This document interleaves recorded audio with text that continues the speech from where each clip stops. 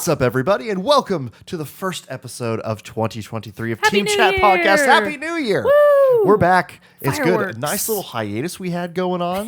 Yeah, sorry, like it's been 2 a while. months. Oops. Whoops.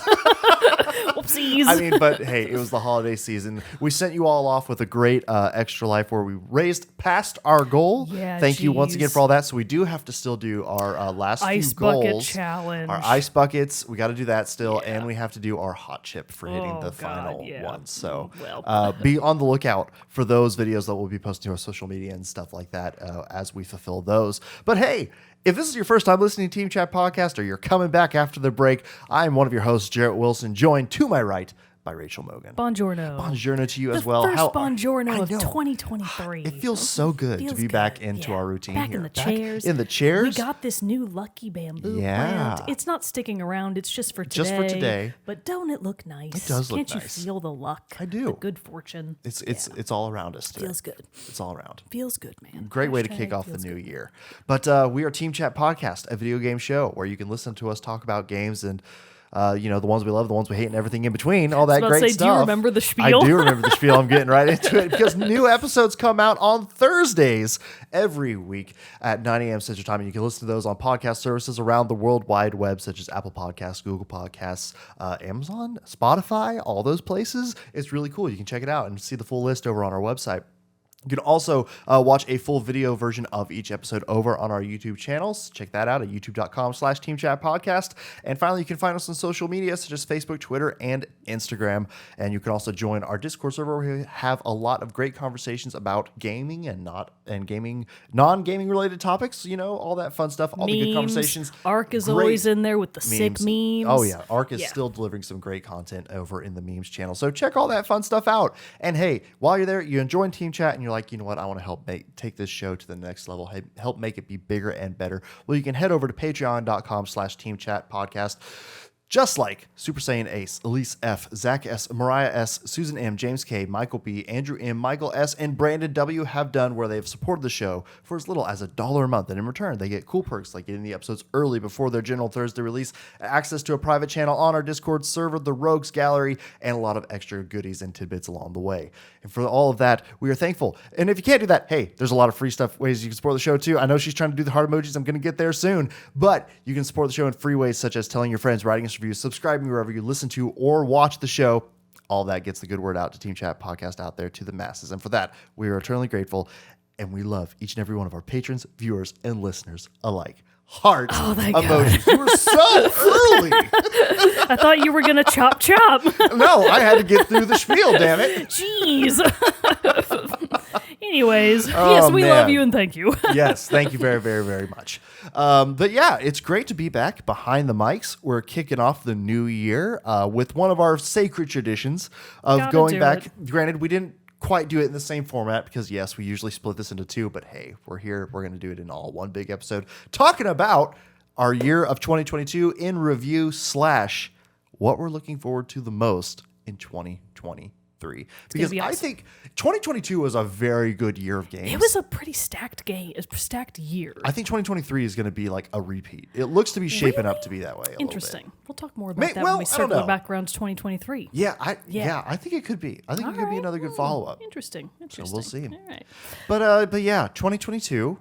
What were some of your good memories of the old 2022 in games? So we were talking about this before we started recording. It's so hard to go back and remember everything that you played in a year because there were a lot of really small games that I just kind of played on the side and knocked out real fast. That when I went back and checked like my Switch logs and my PS4 logs, I was like, oh yeah, I actually played more than what I immediately like knee-jerk remember. Right. But trying not to forget the poor game that just got absolutely shafted at the Game Awards that we both adored and that arguably took up a big chunk the majority of my PlayStation gaming hours by a long, wide margin. Horizon Forbidden West.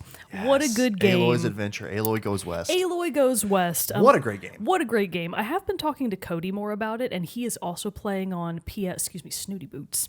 And he's also been playing on PS4, and he did back me up that after that certain point in the game, pretty much right when you get into the West, into Tenakth territory, yes, that on PS4, The bugs and performance issues are noticeable. Oh, really? Oh, They start showing up a little bit more? We talked about this Yeah, I before. remember when that, we I think, did, from our review. I think we talked more about it during our first impressions than during our full review. Right. But yeah, it's very noticeable. So unfortunately, if you're playing on PS4, you are going to notice some pretty notable performance issues, but it did not stop me in the slightest from pumping hundreds of hours into that game, because ultimately it was fun and I had a great time, and I actually finished it, which for me is an accomplishment, especially for a game. Applause. Yeah, especially for a game of that size. Like, I think I capped out at 120, maybe 118 some odd hours. I think I barely beat 100. I was like 101, 102 hours into it, I think. And I had just barely beaten Kirok, and I think he had like 106. Right.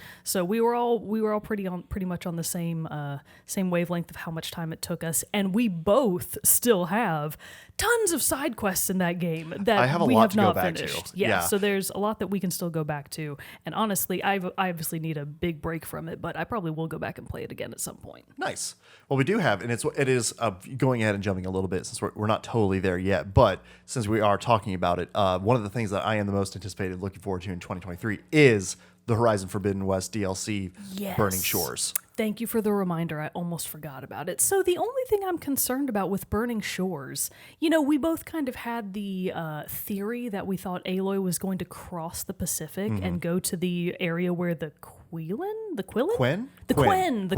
Yeah. Yes, you're right about that. Where the Quen are based. Right. But from the trailer, it looked like she was very much still on the coast of the U.S. I think West. so. And I don't know if she's going, no, she was in San Francisco. I think she's going to like L.A. Like, I think she's going more south, and I think that's where she's going with Burning Shores. I mean, I'm sure it's going to be fun no matter what, but I was really kind of hoping that she would find a way to cross the ocean. Regardless, I'm very excited about the DLC, but it didn't look like you were going to have a long Moana-style sailing journey across the seas, which I was like, yeah, because I love Moana. That would have been fun.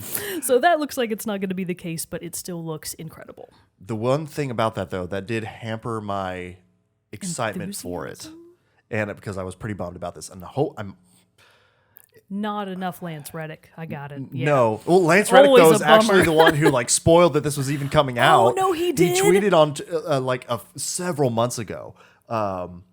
He tweeted a picture of himself in mocap dots and stuff on his face, and I can't remember what he said, but something like, "It's great to be back," or something that very heavily implied, yeah, I'm here working on Horizon DLC, and it was deleted in an hour because it obviously broke his NDA. Hilarious. Awesome. But no, the one thing though that Good is job, Lance Reddick. about this, and we'll have to figure this out then, because I obviously want for you to be able to enjoy this as well. Is it PS5 only? It is. Oh no. They came out in a PlayStation blog post saying that it was going, because of the scope of what's going to happen and what they need. I mean, this could all be just what they're saying, quote unquote things we didn't want to mess with bringing it to PS4, but maybe it will in the future. But at launch, at least, they did do in a PlayStation blog article a little bit after it was announced. So after the Game Awards, I guess, that yes, it was going to be a PS5 exclusive DLC. Oh my god. Well, that obviously dampens my I enthusiasm know. for it too. So that's what I'm thinking. When it Jeez. comes out, we need to that needs to be the Team Chat plays or something for a while. We need to do on we can streams play it you come over and we together. play it together so that you still get That's to a good enjoy idea. it and stuff like that. We're Because gonna have to get- I saw that and I was I was crushed for you. Oh my god. I felt my heart drop. I was like, no, she fell in love with Horizon for this one, and now she's not going to get to play the DLC. Remind me, is it already for PC? No, the first one is. The first game but is, not the but second, not the second one. Wow. What a heckin' bummer. I know. Damn. Well, I have been seeing that at least, so over the holidays, I was this close, Jarrett, to buying a PS5. Oh. Because on the PlayStation website itself, they actually did have in stock God of War PS5 bundles. Nice. And they were actually available. And I was like, man, I don't really want God of War, no offense. Yeah. And also, it was a lot of money at the time. It was the holidays. I Right. had just had all of those car repairs. So I was like, no, if they're becoming more available, I'll wait a little bit longer.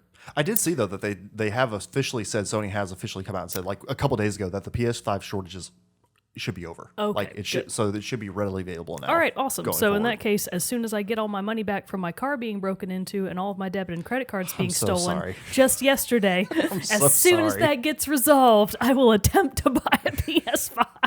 The hunt will resume. Been a rough couple of months in the Mogan household. Yeah, I'm sorry. What a bummer. Oh well, anyways, PS5's hopefully on the horizon. Hey, nice. So, Got it. Due to the fact that we have obviously we spent the most amount of time in Horizon Forbidden West and stuff like that. Like, and I know that there were other big games that came out this year. Like, obviously, it was eclipsed by Elden Ring, and then because Elden Ring came out like what 2 weeks later. Oh yeah, God, poor and Horizon. Just instantly killed any buzz that like Horizon had because They've that game got took a- over the world. And I wish it's like one of those things like I have had serious FOMO about like not playing Elden Ring because of how big it was last year. I worry that it not being the game for me, but I also my coaster was stuck to my mug there. But I also feel like due to the playstyle and similar games that I've been playing lately, I feel like I might be able to get into it. Yeah. But that being said, neither of us played Elden Ring and stuff like that. I'm still making my way through God of War Ragnarok right now. Would you say that Horizon Forbidden West was your game of the year? No. No. Ooh, But exciting. it is a very so it kind of it doesn't really lose on a technicality. There's one that it loses to on a technicality, Okay. and another that it doesn't. All right. So I've basically got like my personal game of the year, followed by my official 2022 game of the year. not played this So year. it's the separation of I played a game this year that was far and away the best game I had played this year. Got it. But then it came out last year. Yeah. So should I save that for the end? Well, let's save I it for feel the like we end. should. Yeah, we'll save that for the end of our 2022 discussion. But I will have to go out and say that I do think that Horizon is my game of the year for this year. I'm not surprised. I'm still finishing God of War, and it is a lot of fun. But I honestly have to say, I still enjoyed Horizon more. From what I am playing, I still say that like I'm liking Horizon more. So what I'm hearing is God of War Ragnarok shouldn't have won all those awards at the Game Awards. I mean, if I had been one of the judges, I probably would have Yeah. been still throwing my votes to Horizon Forbidden West. Can we take a very brief pause? So I actually not on the show, but like just in the Yeah, yeah, yeah. conversation, I officially saw an article that said that I know what you're gonna say. Yeah, that oh god, that Christopher Judge's Yes. acceptance speech was the longest in award show history, not just the Game Awards. Insane. He beat everyone else in the world, which is just I wonder if he knew and if that's what he was going for. Right? It didn't seem like it though. No, it just seemed like that was just going to keep going for as long as he wanted it to go. That was just the longest. incredible. The That was longest a wild speech. fucking Game Award. It really was. Crazy. Just Jeff Keighley over in man. the shadows, like, shut the fuck up and get off the Oh stage. my god! I can't believe he didn't like physically come out and attempt to like boulder push him. Right? off. Oh man, it Would was have been a real chore though. I don't that think he was could have crazy. done it. No, because he's Anyways. a beast of a man. Continue. But no, I did have to go ahead and give that the old game of the year just because It deserves it. It was, I will say, my runner up. It was a close second. Like it was a very close mental discussion in my head to what was my game of the year, or what could have been my game of the year. We'll get to that in a second. But I think for Horizon, it was a great continuation of the story that I was already familiar with. I thought the additions that it made to the game were all good. Like I didn't feel like anything new to it. I was like, I wish they hadn't have done that this time. And I feel like everything felt like a step up, a step above the technical, the art, even like the animations of it, the quality, technical just quality of it. Thank everything, you. That's what I yeah. was trying to say. It was like phenomenal. Voice acting was great. Ashley Birch did a fantastic job as Aloy once again. all the NPCs, all the NPCs were really so good.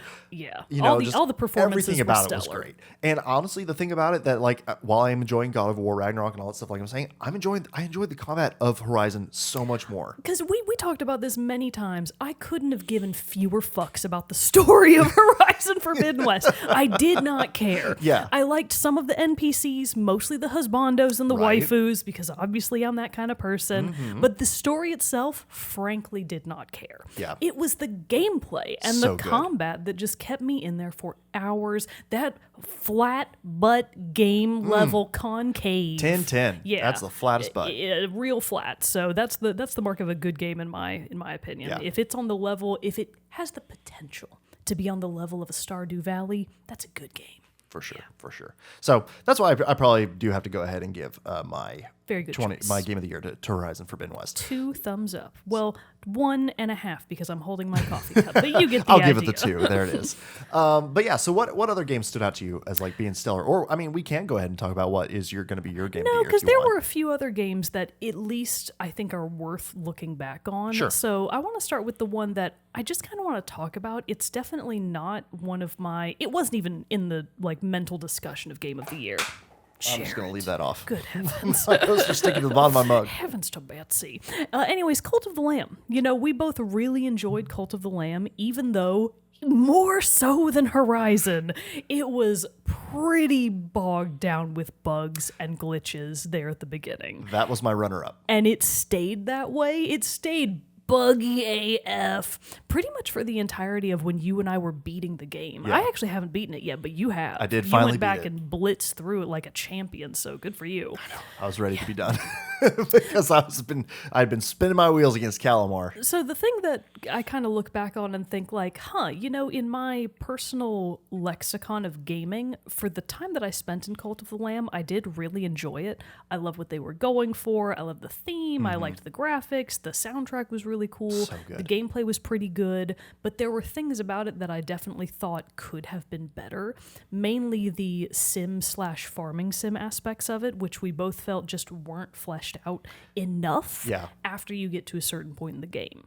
And with that in mind, I barely think about Cult of the Lamb anymore. Like, it's one of my ways that I measure how good a game was is how often do I think about Sure. it. I never think about Cult of the Lamb. Oh, wow. Unless I'm like looking at its icon on the Nintendo Switch. Sure. I think about Horizon. I think about a lot of the other games that we're going to talk about later, and I'm still playing some of the other games that came out this year, like Splatoon 3. Yeah. What a good Man, game. I forgot Splatoon 3 came out. Splatoon 3 came out. It's actually Splatfest right now. Oh, really? And you are preventing me from Well, let's chop.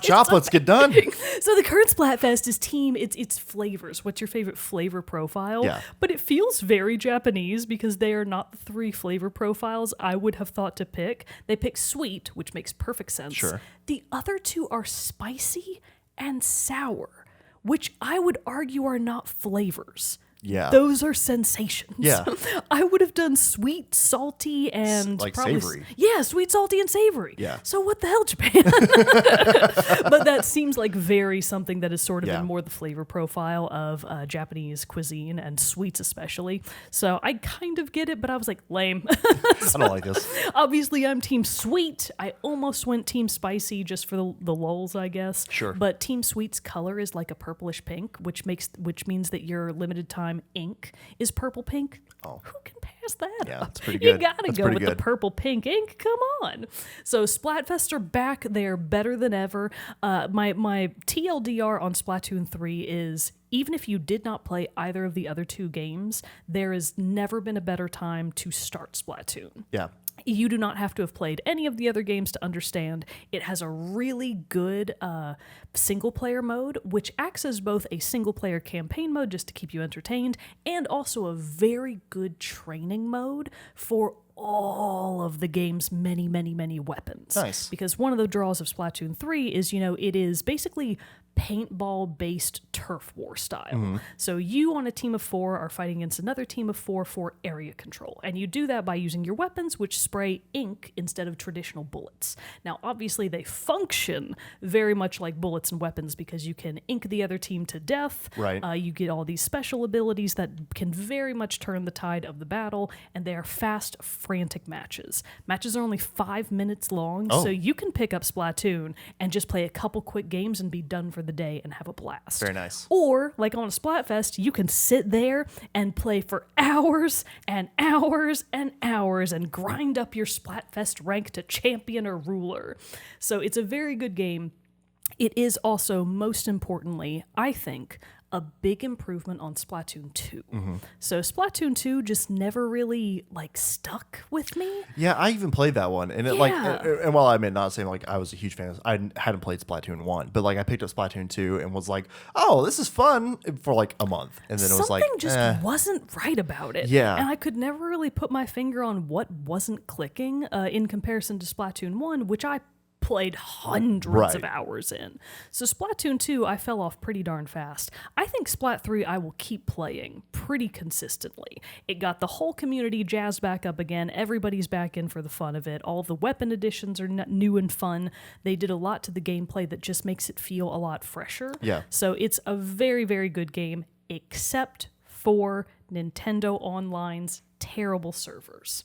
Communication errors run I don't rampant. understand why God, Nintendo hasn't Nintendo fixed needs that to shit get yet. their shit together on That's that. ridiculous. It is ridiculous. So that is the one dark spot on Splatoon 3. I really don't think that I can levy any other major complaints against it.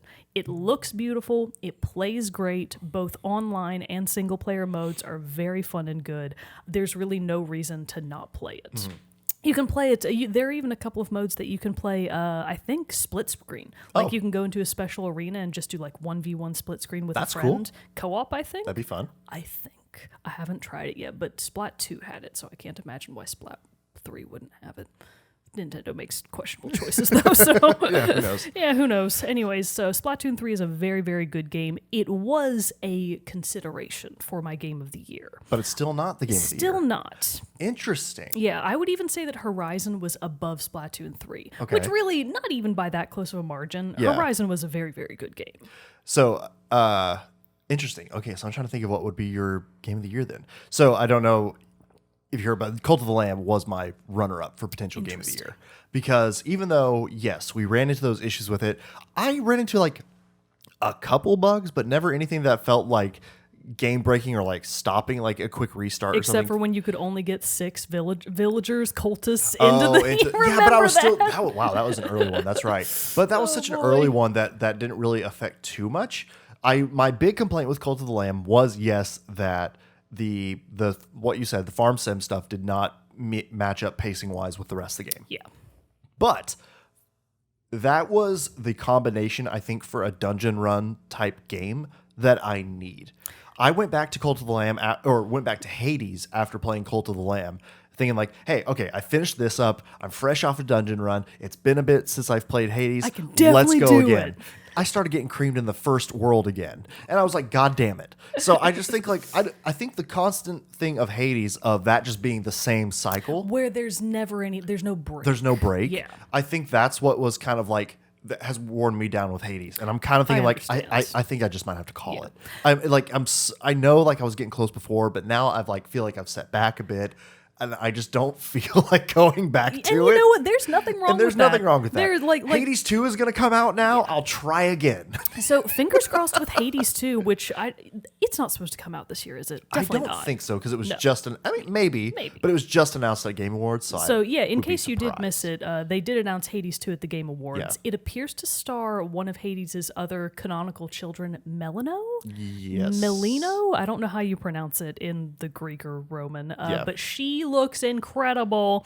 The game looks like it is just stacked with all new waifus and husbandos. Ooh, Smash or Pass as Part 2, far we as gotta the do eye it. can see. So I'm very excited for it. Like as a spectator, like I just want to see all the pretty people and listen to its awesome soundtrack and be entertained. Yep. So very excited about that. I wouldn't say that it's one of my most anticipated of 2023, just because I don't think it's coming out this year. But very excited for everybody that's getting a Hades 2, and obviously very excited that the developer had such a positive response from Hades that they felt like they could make a direct sequel. I know, because this is the first time that Supergiant's done that. Yeah, they they've haven't never made a sequel direct yet. sequel, So that's so- pretty cool to see. Good for them. But yeah, so Cult of the Lamb, I feel like it was a good mix of the two. The soundtrack is what keeps me still thinking about Cult of the Lamb by Riverboy. That is a great soundtrack. I think about Plimbo all the time. Plimbo. Do you remember him? The weird weird doc guy that speaks in the Yes. hysterical accent. Yeah, so yeah, all yeah. of the characters in Cult of the Lamb just speak in like Animal Crossing style gibberish. Right. But Plimbo specifically speaks both in gibberish and with what can only be described as a deep South / Cajun accent. Yeah. And he sounds so hilarious. And I just go talk to him for fun because I'm like, tell me your hilarious lines again, funny man. Oh, Plimbo. But yeah, so Cult of the Lamb I think was probably my second. That was close because I had a lot, even though like, yes, I got really hung up on Calamar and was so frustrated with Calamar's that. such a But once bitch. I finally beat them, it was that sense of just like, fuck yes, I'm unstoppable. And I rolled through and one shot Shimura and like, Oh my God. and then got stuck on the final boss for a while. But I still, don't even think I've gotten to Shimura yet. Oh. I think I'm on maybe like level 3 of her area. Oh, yeah. But I actually haven't gotten to the point where I've even attempted to fight her yet. Shimura was by far easier than Calamar. So funny. So Like just to put that mid-game boss in there to really stall people. I know, for real. Calamar was so hard. So hard. Oh It was boy. ridiculous. Anyways, but Cult of Lamb was a very good Yeah, game. I had a lot of And fun with it. to be fair to it, we have heard that now they've fixed a lot of the glitches. Mm-hmm. So if you were on the fence about it, I would say it's still worth picking up. And it's not a full price game. It's indie pricing, so go out Yeah. there and play it if you get a chance to. Another couple shout out to some fun stuff that I played. Stray, fantastically fun Oh game. yeah! Oh my god, it wasn't even on my list. And but what a then- good game. Yeah, so I think that one was really great. So I feel like that was of like the big ones that stood out to me. Stray, obviously, we played again during our extra life. Tried for that 2-hour trophy completion, but Oh didn't my get god, it. we really I've tried we again. we went into it so confident. So we were like, confident. this is gonna be easy. really thought we could do it. I really thought we could too. And did. and life just slapped us a solid one across the face. hard. How wrong we were. Big wake up call there. But still, the gameplay of Stray and just what it was, such a fun and unexpected hit. That's what was fun about last year, I felt like, was there were a lot of those. Unexpected games. Unexpected hits like that. Yeah. Like Cult of the Lamb, I don't think expected to blow up as big as it did. I don't think Stray expected to blow up as big as No. it did. So that was just really fun to see. Oh, Sifu was also last year. Oh my god, we all forgot about Sifu because 'Cause it was before Horizon Forbidden West. But so as Also a soon very fun game that I as don't know if I'll ever finish. So as soon as I managed to get a PS5, that's one of those games that I feel like the experience has got to be better on Oh, for PS5. So when I do eventually get my hands on one, I want to pick up Sifu and give it a try for myself because what we played of it, so fun. It's What very a fun game. I think I still just got to like the second boss, Sean, and just wasn't able to get Bye. farther than that. So, a slow Someday, grind on Jared. that one too. Someday.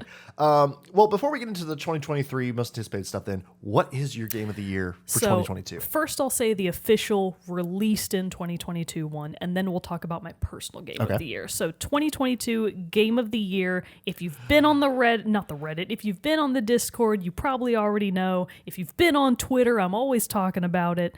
Neon White. Oh, Neon duh. White. So here's the thing. I should have guessed. From a technical perspective, Neon White is not even close to being as technologically ambitious as a game like Horizon Forbidden West is.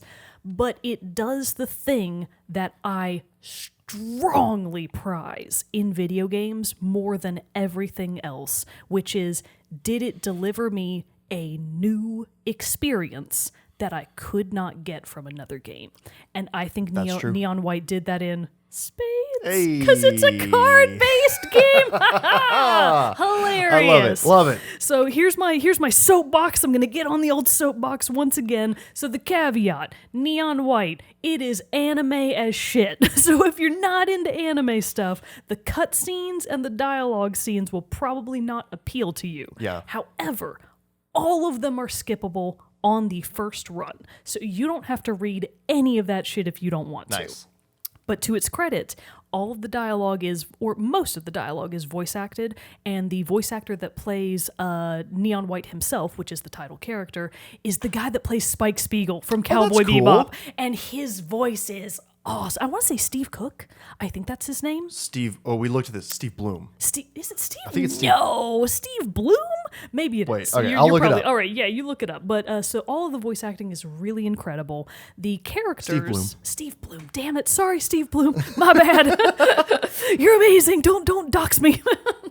Anyway, so Neon White is an incredible speed running card based game, which is Would you have ever put those two words together? No. Speedrunner and card-based game? No, of course not. It's honestly been the thing, those two things together is what's caused the most confusion for me about Neon White. Because I'm like, how does it work? It is very confusing to think about. And when I first saw the trailers, when they first debuted it, I think in maybe 2020, during an Annapurna online-only publisher expo. So Annapurna, I think that's where they did a little bit more about Stray. They did more about a couple other indie games that came out that year. But one of the big showcase ones was Neon White. And from the very first time I saw it, I was like, oh, that game looks sweet. And then it came out, and I was a little bit hesitant to pick it up until friend of the show and personal friend Zach was like, it's basically Paradise Killer plus speedrunning. And I was like, deal! Anything that's even remotely similar to Paradise Killer, which it is in aesthetic.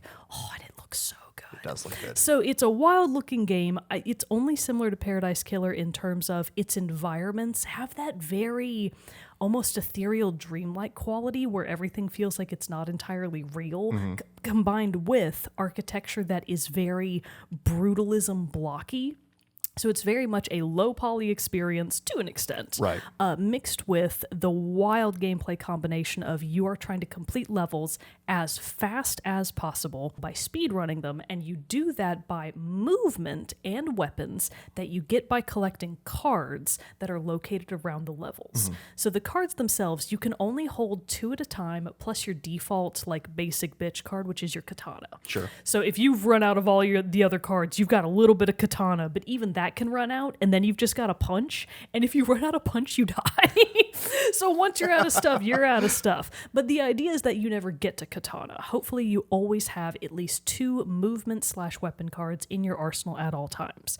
So the cards themselves are things like shotgun, submachine gun, pistol, rifle. They're very basic weapons like that, which always have a primary fire. So you do your pew, pew, pew, and they all obviously do the sort of unique weapon fire like that. Like the shotgun does a big blast. The pistol is kind of weak, but it still gets the job done. The rifle is just like, it's awesome. But then in addition to that, each of them has a unique movement-based alternate attack, which also uses up that card. Yeah. So for example, with the shotgun, it's like a red card, and you can either do shotgun blasts, but if you hit, I think it's either L1 or R1 to basically use its ability and discard that card, it sends you forward in like a rushing blast in any direction, up, down, diagonal, whatever you want, so you can get a quick blast in any direction to speed up your movement. And if you go through an enemy, I think it kills them. And enemies are usually color-coded, and enemies themselves drop cards that are related to their ability. So if you kill a red enemy, which is like this floating head that shoots lasers at you that are insta-kills, those things fucking suck. If you kill one of those by dashing straight through it, you immediately replenish that card so you can keep going. Very cool. Same thing goes for like the pistol. The pistol is just pew, pew, pew, and then once you're almost out of ammo, you use up that last little bit by using its alternate ability, which is a quick little jump, just like a pew, and you go a little bit up in the air and you can get some height. It's not a lot though, so you have to use it pretty carefully to either clear gaps or get up walls that you otherwise don't have the jumping ability to get up. The movement combinations and the flow of gameplay is expertly done. Nice. It could not go, I really can't imagine a better way that the gameplay could have been pulled off than what they came up with. It is an absolute 10 out of 10 for me. Plus, in addition to the very cool graphics, the awesome character designs, the story, which is actually interesting. I actually wanted to listen to the dialogue and do the story, and I thought all of the NPCs were really fun, especially Mikey, which is basically Garfield with sick sunglasses on and a cigar and little angel wings, and he sits on a cloud. Oh, yeah, you talked about him before. He's the best. He's my That's right. favorite character. Anyways, Mikey's awesome. So is his secretary, whose name escapes me right now. Gabby. Gabby's awesome. They're incredible. The point is, the story is great, the aesthetic is great, the gameplay is absolutely amazing, and most importantly of all, the soundtrack slaps. Soundtrack be slapping. That's always a good time. The soundtrack is so awesome. If you go online and look at like soundtrack videos of it, you can see that most of the people in the comments are like, "Wow, I had no idea that the new Machine Girl album was going to come with a game." And it's like, yeah, it's a sick album that comes with a game. Nice. I think Neon White is only $20, and Nice. by now I believe it has also come to PlayStation. So it was originally only for the Switch, but I think it just got ported to PlayStation as well. Please play Neon White. If it doesn't sound like it's even slightly your jam, I understand, maybe pass on it. But if anything I've said sounds like something you might be interested in, please give Neon White a try. I think it is such a good game, and I would just love to see... I just love it when studios take risks like that, because the kind of game that Neon White was creating is a risk. Like, people are going to feel one way or another about it, I feel like, in a lot of cases. You didn't see many people out there just going, Neon White was a meh.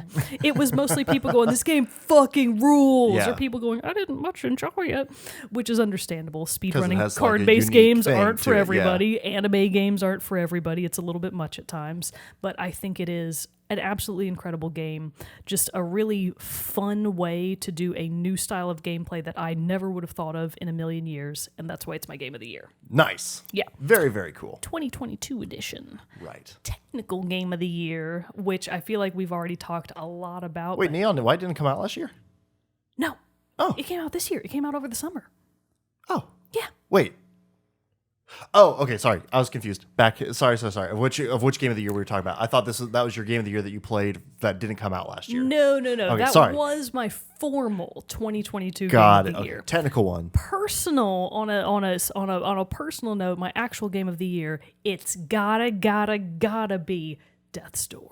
Oh my God. Yep. So Death's Door, in terms of how much intense... So in both the cases of Neon White and Death's Door, short games. Neon White especially, because it's a speedrunning game. Right. If you actually speedran it successfully, I think it would probably only take you like an hour. You could do it fast, but obviously most people are going to need to practice the levels, and they always want to go back and beat their own times, blah, blah. Get those high scores. Yeah, I think I wound up putting between 15 to 20 hours into Neon White. Okay. Almost exactly the same amount of time that I put into Death's Door. It is a perfect 10 to 15 hour game, and when I say perfect, I mean it. I don't think I have a single complaint about Death's Door.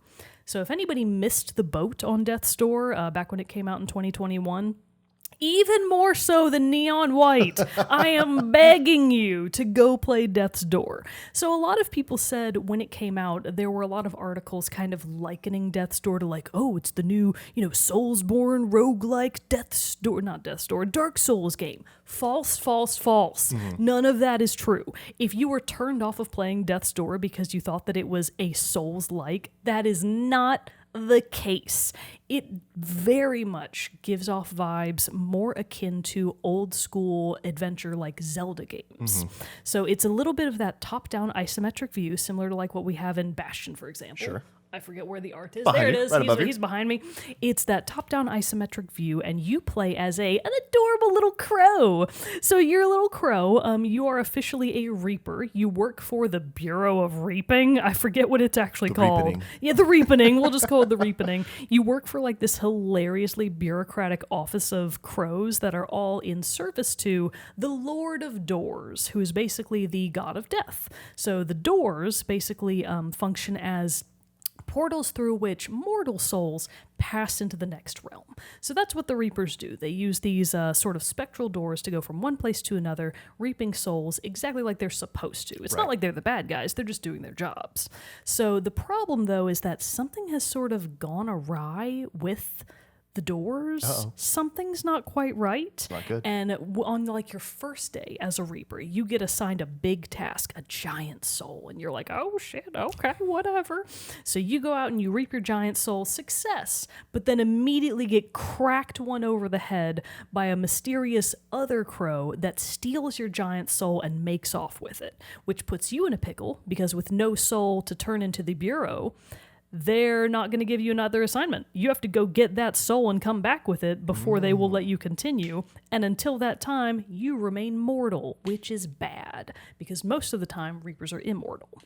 So the whole game is basically you trying to, A, get back that the giant soul that you lost in the first place, and B, explore the rest of the ever-expanding mystery. So there's basically a core mystery at the center of the game that is not hard to find. Like, it's very much front and center. If you're looking at the item descriptions, which there aren't that many, just read a little bit of text, people, it's not that hard, and listening to the dialogue and just sort of, enjoying the game as a gamer, you are going to have an amazing time.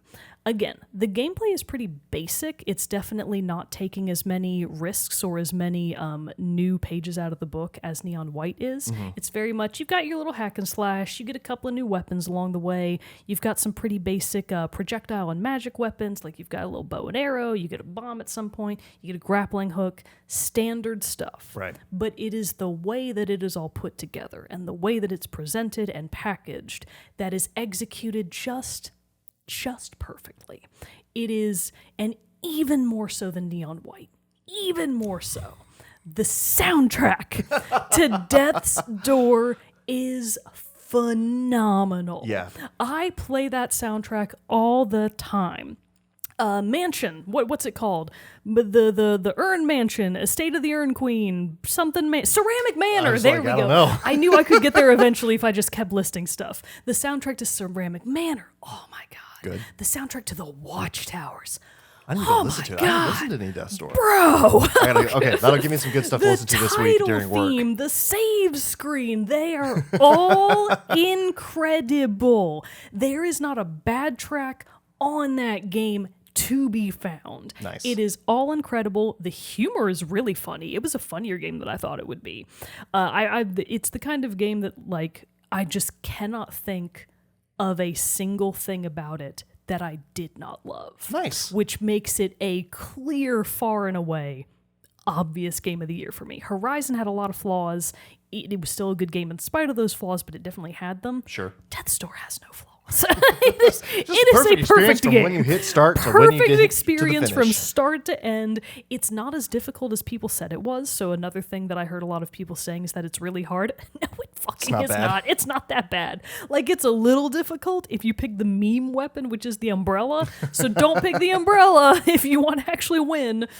So I really can't think of any person that I think wouldn't enjoy Death's Door if they gave it a fair shot. It is a fantastic game, and praying to God that Acid Nerve, the developer, makes either a formal sequel or an adjacent sequel. Death's Door actually is a sort of loose sequel to the developer's first game, Titan's Souls.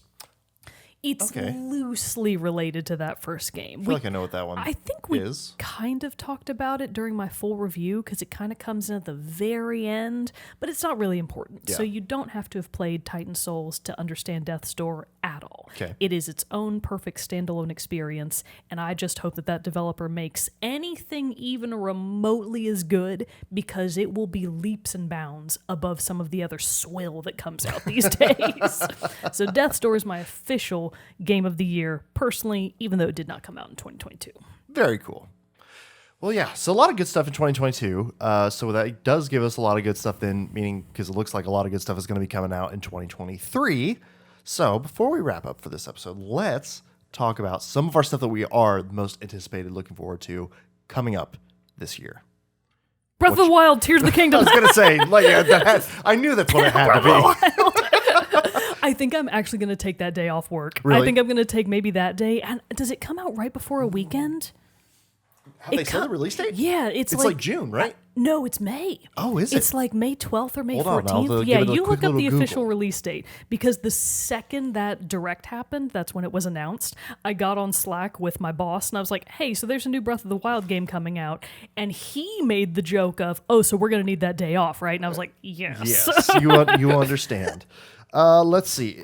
May 12th. May 12th. Yeah, is that what day of the week is that? May 12th is... Because I need to plan accordingly. I'm going to need some time. That is a Friday. Yes, all right. That's so smart. Oh my God, yeah. Can we just get Friday release date? Didn't it? No, it used to always be Tuesday. That was always the day. And now it's kind of like all over the place. Yeah, it's all over the fucking place. But I'm actually going to take that day off. I am going to be playing it 24. I mean, if it's anything like the way I played Breath of the Wild, You'll be I in it for was hundreds of hours. obsessed with Breath of the Wild. You did like what, 400 something? Five more? No, 200. 200? something. Oh. I think I may have just thinking of passed that? or just under the 250 mark. Oh. What was I Stardew thinking of Valley that? is Maybe my that's- like 400 maybe that was the plus. four- Yeah, that- maybe that's that must the be what I one. was thinking of. But yeah, so I mean, I feel like it doesn't even require expanding upon. Sure. Breath of the Wild: Tears of the Kingdom is my obvious number one most anticipated of 2023. All the other games that I'm even loosely looking forward to pale in comparison. Right, you're like, this is where I'm going to spend all my time. There's one game coming out for me in 2023, and that's Breath of the Wild: Tears of the Kingdom. Very nice. Birdie agrees. Birdie agrees. Birdie Yeah. and Fender are within their vote of confidence in that too. I'm getting some fierce cheers from the peanut gallery. I mean, same for me. I think my most anticipated game of 2023 is going to be no surprise and requires no further explanation. The Last of Us 3. No, although speaking show's of, the coming show out, does yeah. start on this coming Sunday as of this episode's release. I know you're really excited about Oh that. my god, it's gonna be so good! I can't wait. Speaking of that too, I did get The Last of Us Part 1, the PS5 remake for Christmas. Oh, So nice. I'll be able to replay Nice, that nice. soon. But no, my one that I'm most looking forward to for 2023 is Star Wars Jedi Survivor. So I'm excited for you. Thank and you. actually, at some point when I do get a PS5, I am kind of interested in going back and playing Jedi Fallen Order. I mean, you can play that on looks like PS4. a good fun I can let game. you borrow it. Oh yeah, just let me borrow it, bro. Yeah. It's very fun, and I think especially I know you're not like as into the Soulsborne games and stuff as like I know your Bro Mogan is and stuff like that, but it still looks fun. It's a very very fun game for that reason. So this one I think takes place like 5 years after Fallen Order. And it looks like it's going to be. I've seen a lot of people online in comments being like, "Oh, okay, so Cal Kestis is supposed to be new canon Kyle Katarn, who Kyle Katarn was the hero of Star Wars Dark Forces, which is one of my my like favorite games of all time. Who is like this like rogue who becomes a Jedi kind of guy, but in the games that Kyle Katarn are in, you get to have a lightsaber. You also get to have a pistol and stuff like that. It looks like you're going to get that with Cal. So like a little bit of that stuff, you're seeing some mirroring, which is going to be really cool. I mean, the gameplay of Fallen Order was outstanding. It is very much a Souls-esque style of gameplay and everything. Kind of similar too with like how God of War is too, with like how there will be like, the big bosses and different enemies that you have to fight and all that. But no, it's going to be so good. I mean, the main reason that I want to play it is just because I am so on board with supporting developers that make non-continuous games. Give me a one complete and done, single-player story. complete story that does not require me to keep playing with a battle pass or microtransactions. Give me a complete functioning game. And that's what this should be. Yeah, I want to keep sending my money to those people and being like, yes, please, more of that. Yeah. Also, where the hell is he? Where's Cal? He's up on that one shelf. Can't there with believe all you the other didn't put him Jedi. out I'm here. sorry, I didn't think about it in time. But yeah, so that is going to be by far my most anticipated game of 2023. Did they give a release date? St. Patrick's Day. So guess who's asking off? I'm gonna get wasted on green oh my beer. God. I want to come over and just watch you have fun. I think that'll be fun for me. I think I should. I actually hadn't. We can taken have a off little. today, Should but we have a should. Star Wars launch party? That would be amazing. That would be amazing. We could make one of those circular cakes and like carve little Death Star would be hilarious. things into it. I probably will have to take that day off.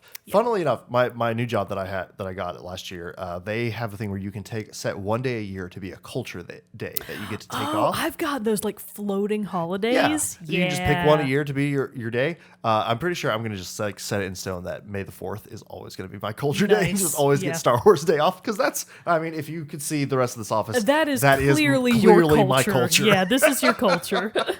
So no. Anything else though in 2023 really like got your interest peaked? So, I mean, the things, like, they all kind of come with caveats just because my faith is so low that it will actually come out. Really, in both cases, I have very low faith that either of these games will come out in 2023. Silk Song. Oh yeah, where the hell is Silk Song? Where is Silk Song? So I think they said maybe it's coming out in Potentially. 2023. So fingers fucking crossed, because I cannot wait for that game. If Silksong comes out and it's as good as Hollow Knight, it could potentially edge out Breath of the Wild for me in terms of how much I love it. Wow. But that's a big maybe, That is because a big I maybe. don't know that it's going to come out. I feel like Breath of the Wild could potentially get delayed again, but probably still within this year, which wouldn't really surprise me. It also wouldn't really upset me that much. I can just cancel that day request off and move it to the new release date. Sure. Not going to worry about it too much. I am willing to wait for perfection. But with Silksong, it has been years. Team Cherry, I'm begging you. So Hollow Knight Silksong, if it comes out in 2023, it is on par in enthusiasm with me as Breath of the Wild is. Nice. The other one, Stardew Valley 2.0. Oh, that's right. Haunted Chocolatier. I forgot about that. So again, if Haunted Chocolatier comes out in 2020, so here's the thing: if Silksong, Breath of the Wild, Tears of the Kingdom, and Haunted Chocolatier all come out in the same year, I'm fucked. So I actually, That's a lot of gaming. I actually need one of them to get delayed. Right. Which I would probably put my money on Haunted Chocolatier getting delayed the most, because it's one guy. It's Concerned Ape. Sure. He's got other stuff to do. It's a big task. I understand. So I wouldn't be surprised if that game doesn't come out this year. Maybe he even made an announcement that said he thinks it's going to come out in 2024. I'm not sure. I feel like I see haven't heard anything about it in a while. I see such vague stuff online. You know how Twitter is. yeah, But those are basically my top 3. That and the Horizon DLC, which I now know I can't play.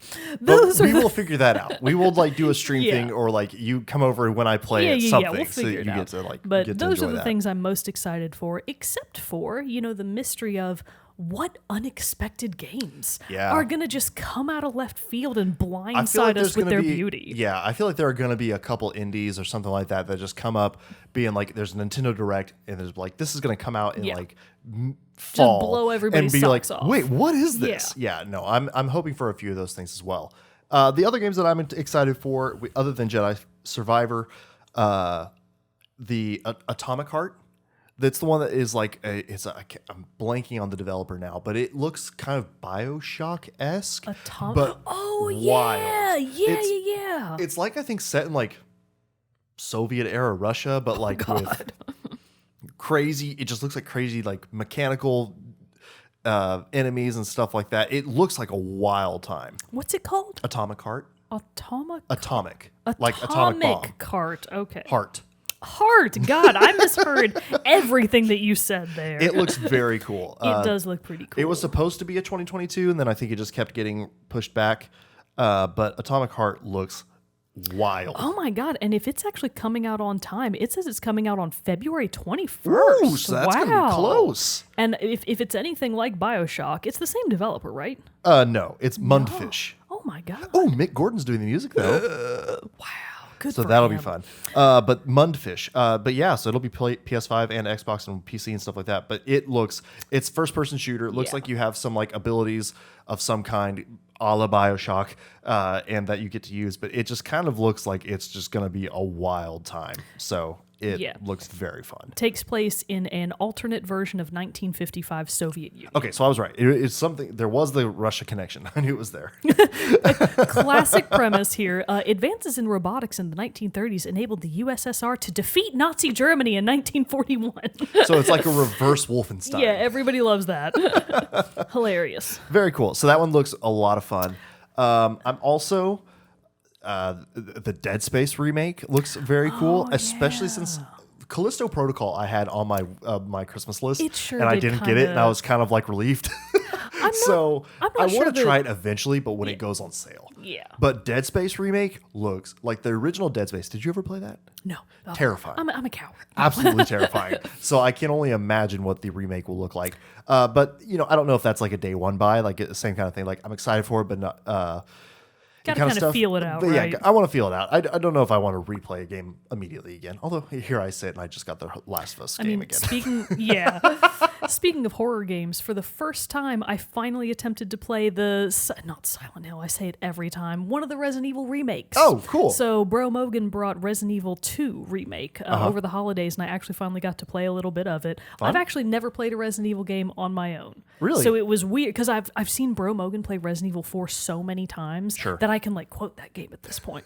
But Resident Evil 2, I actually gave it a go. Fun games. Nice. Scary. Yeah. Stressful. I was like, I'm not sure I can handle this level of stress. They are very scary. Very scary. And also, my aim is bad. That's how I was. The few times I play Resident Evil, I'm like, I'm not good enough at this. My aim is all over the place for this. I either need the rocket launcher or they need to just give me a lot of knives, because that's pretty much all that's saving That's all me. I can do.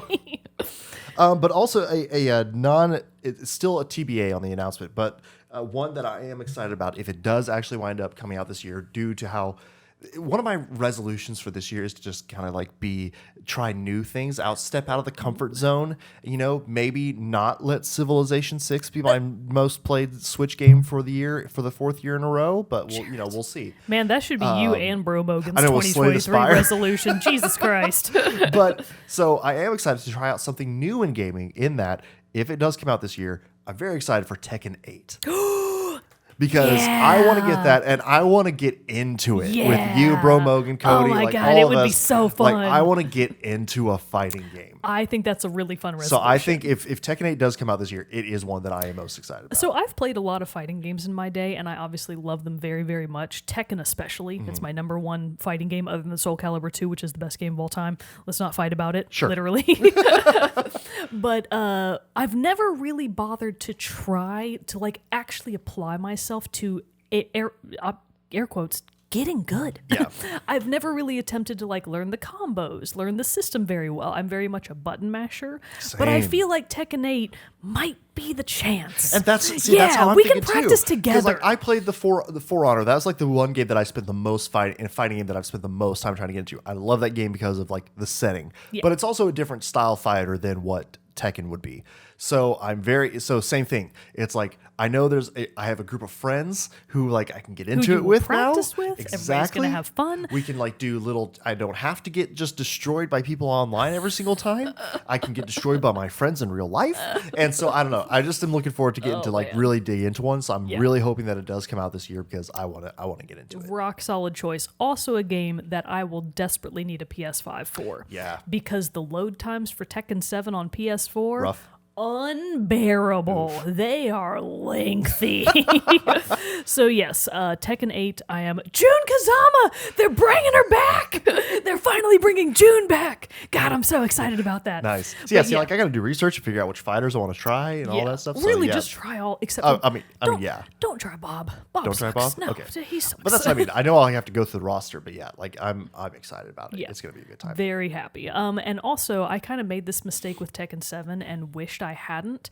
The Tekken series in general, at least the newer ones, it really probably is worth it to buy the season pass. Okay. Because the season pass is how you get all the new expansion characters that they add in. There are tons of characters from Tekken 7 that I don't have, that Bro Mogan does, that I only get to try when we're on his account. And it's like, man, Zafina rules. I really wish I had her. So actually do get the season pass because the new characters are almost always a blast. It seems like it's probably worth it. For sure. But yeah, I think that's all. Like a lot of the stuff that I got coming out. Yeah. Like I mean, I think there is a lot more that is coming out. Check your lists out there of all the other stuff. Check your local listings. Yeah, check your local listings, your game stores that you like to go to shop at.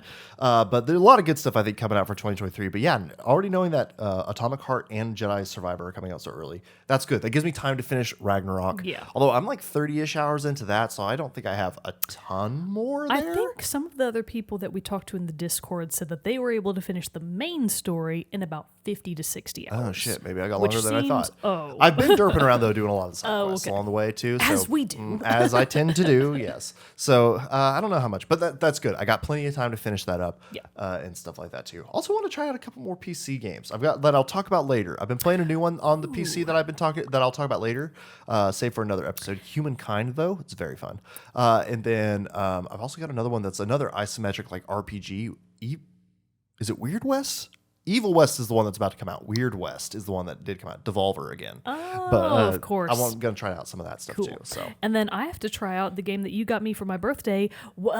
Just something Wild Hearts. I can't remember the name. yes, I know because I was looking at it and I was like, this looked because I almost got you Bear and Breakfast. Oh, Bear and Breakfast does look But fun. this one, I was kind of like, this look, and now I'm blanking on what it was called too. But it looked like, I was like, of games that we've played and I know that you like, I was like, this looks very like up her alley. It does.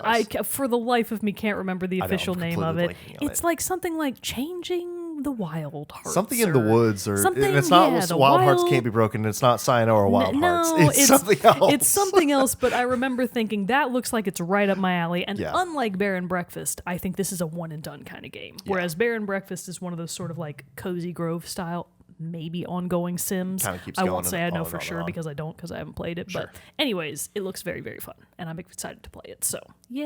Woohoo! Woo! And we also both need to play Life is Strange: True Colors. Oh, we definitely need to play that we one gotta this year. play We that. definitely got to play that one this year for sure. Yeah. Yeah, I just wasn't in the headspace for a really heavy emotional game like that last year. That might be my February through April game Yeah. that I'll try to finish within that time frame before Breath of the Wild comes out. I get that. That's my only chance. So yeah, a lot of great stuff coming out. Obviously, we'll be there throughout the year to give you the reviews and let you know what you should be playing because we'll be out there playing those games too. And if you're looking forward to something in 2023, or tell us your 2022 game of the year, we would love to hear about it. That's right. In the Discord. Yep. Or you can send us an email at teamchatpodcast@gmail.com. You can comment on social media wherever you're listening to or watch the show. All that great stuff. Let us know because we would love to hear from you. But I think, everyone, that wraps up our first episode of 2023. It was a long one, Our folks. 281st episode. Oh my we are God. nearing 300. Jesus Christ. We're going to hit it this year. Oh my God. That's exciting. But also, what the fuck? Oh, it's been too long. So many episodes. But anyway, everybody, let us know what your favorite games of 2022 were. Let us know what you're looking forward to playing in 2023. But until next time, I am one of your hosts, Jarrett Wilson, joined by Rachel Mogan. Adios. We'll see you all next time.